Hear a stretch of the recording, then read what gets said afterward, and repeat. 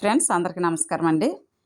ఎంతో informative videos చేస్తున్నటువంటి మన ఛానల్ని, మరణాత టీచర్ అనే ఛానల్ని తప్పనిసరిగా సబ్స్క్రైబ్ చేసుకోవాల్సిందిగా మనవి చేస్తూ, ఈరోజు వీడియో పబ్లిక్ పరీక్షలపై ప్రభుత్వం ప్రత్యేక దృష్టి పెట్టింది.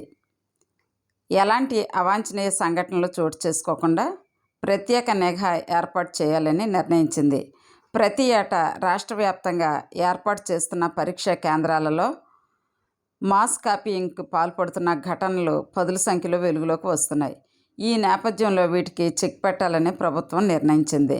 గత ఏడాది తెలంగాణ ప్రభుత్వం తొలిసారి పరీక్షా కేంద్రాల్లో సీసీ కెమెరాల పర్యవేక్షణలో పరీక్షలను నిర్వహించింది. ఏపీలో కూడా ఇదే తరహా సీసీ కెమెరాలతో నిఘా పెట్టి పకడ్బందీగా పబ్లిక్ పరీక్షలను నిర్వహించాలని కూటమి ప్రభుత్వం భావించింది. ఈ మేరకు తొలుత ప్రారంభం కానున్న 10వ తరగతి పరీక్షల నుంచి ఈ కార్యానికి శ్రీకారం చుట్టింది. ఈ మేరకు బుధవారం ఉత్తర్వులు జారీ చేసింది.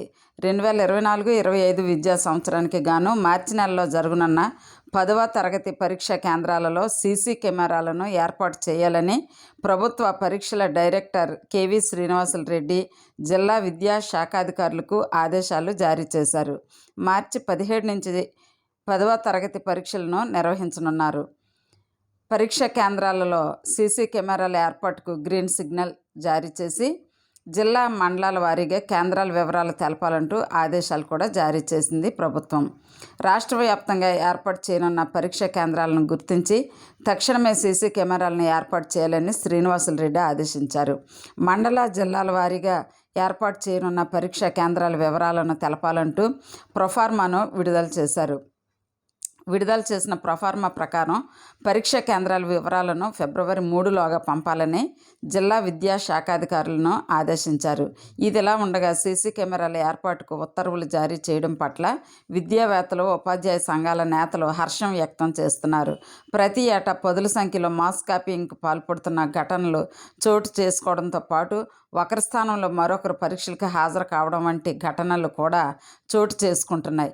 అలాగే కొన్ని చోట్ల ఇన్విజిలేటర్స్ ఉపాధ్యాయులు విద్యార్థులకు టెక్స్ట్ బుక్స్, గైడ్లను అందజేసి మాస్ కాపీయింగ్కు సహకరిస్తున్నారనే విమర్శలు ఉన్నాయి. ఉన్నతాధికారులు ఫ్లయింగ్ స్క్వాడ్స్ తనిఖీల సమయంలో వారికి ముందస్తు సమాచారం అందుతుండటంతో అప్రమత్తమవుతూ తప్పించుకుంటున్నారనే ఆరోపణలు ఉన్నాయి. ఇప్పుడు వీటన్నింటికీ చెక్ పెడుతూ ప్రభుత్వం సరైన నిర్ణయం తీసుకుందని విద్యావేత్తలు, విద్యార్థుల తల్లిదండ్రులు హర్షం వ్యక్తం చేస్తున్నారు. ఫ్రెండ్స్, ఈ వీడియో మీకు నచ్చినట్లయితే తప్పనిసరిగా లైక్ చేయండి. Thank you. మరి ప్లీజ్ సబ్స్క్రైబ్ మై ఛానల్.